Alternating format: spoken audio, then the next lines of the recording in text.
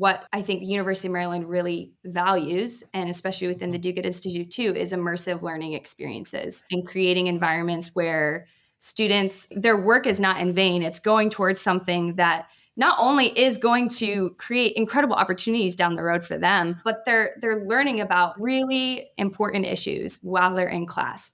Students are here and they're taking courses, so why not learn about philanthropy? Why not have these like challenges or competitions within class where it's like we're going to all come together and we're going to brainstorm, we're going to talk about issues you see on campus in the community, and we're going to put all our energy towards like, hey, your project this semester in your policy class, in your Com 107 class, your persuasive, speech class, we're going to talk about these issues and we're going to infuse it into your curriculum. So we have a handful of courses that we're involved in here at the university. Some of them are called things like Do Good Now. Some of them are policy classes, but some of them we partner across campus. So some are like general education courses that count towards your general credits. But one of those is called Do Good Now. And I think that course is also an educational course that we have seen really cool stories come out of. And one of those stories is a student group on campus called Get Over It.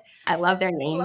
And you can potentially guess that they work towards combating the inaccessibility to menstrual products here on our campus.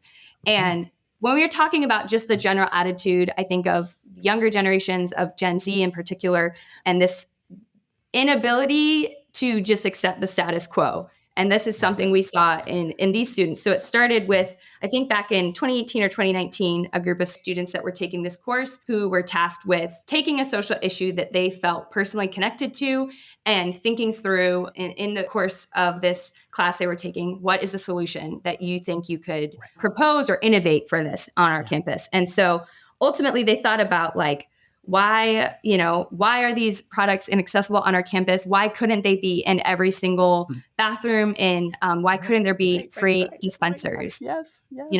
And Nia, I think you had a really interesting point to this. After this was made university policy, now there are free supplies in women's restrooms all over campus. And the goal of Get Over It has pretty much been realized. It's been baked into university policy. When you hear it, you think like, I can't believe this is now only now this is occurring to me.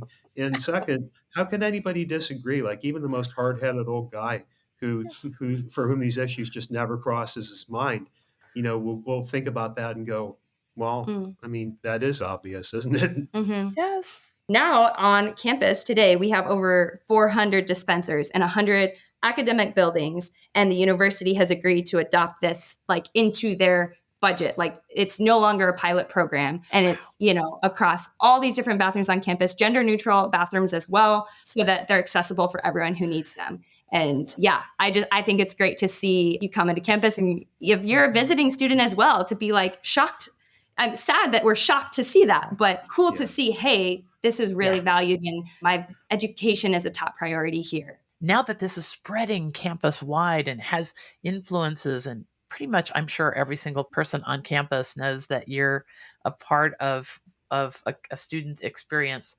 Talk to me about what you think that means as far as the future goes with education, and what this says about the next generation and what they will ask of us who are providing their education for often a great investment. Yeah, I think that's the last point that you made is the most important one, because I think people are wondering now, college costs so much. If you don't have the money, you need to jump through so many hoops to get the money. And then there's the question of how or whether you're going to be able to pay it back after you graduate. A lot of people are looking at the college experience and they're wondering, is this really going to be worth it in the end? I think it drives the percentages that we see in these two indicators. I want to do good, but I also want to make a good living, because if you go to college, you pretty much have to make a good living after you graduate, or else you're never going to get out from under your student debts. When students are facing that, and after they've made the commitment to go to college, they're demanding that the value proposition be in their favor, that this has to be worth it. This has to be worth the cost. And I think what you guys are doing is something very interesting. You're giving people civic skills along with a teaching degree, civic skills along with an engineering degree or mathematics or whatever it is. And that, to me, I think the next generation of employment and really good jobs is going to be people who bring more than one thing to the table with them. The competitive edge is going to be somebody who's an art major and an engineering major and can make those two, this, find the sweet spot where nobody else lives, that creates new things. And I think what you guys are doing as far as civic skills is super. Talk to us a little bit about that, Nathan. The most important civic skill, and it's something that it fits in well with the mode curriculum administration that we actually prefer within the Yeah. Do-Good Institute. Experiential education, like Jenny was saying, is Yeah. critical to this because it promotes the single most important civic skill is just working together with other people to solve problems. I mean, Mhm. sometimes it's as simple as that. You don't need to create your own high-powered nonprofit organization that's 501(c)(3) tax exempt. You don't really even need to build anything. But you do need to be able to work effectively with other people Yeah. to try to meet common goals. And then to Mhm. address community needs. You may not realize it when you're in college that you will eventually need to do that. But I think that's one of the things that every adult realizes once they get into Yeah. the quote unquote real world is that yes, you will. In the workplace, I think that's where most people expect it to happen, but it happens, increasingly often in our off hours, just at home, within our Mhm. communities. So with that, I think these civic skills, our students come out of our programs not just with degrees, not just with academic credentials, but with experience and hopefully good experiences of working with others successfully to try to solve these problems.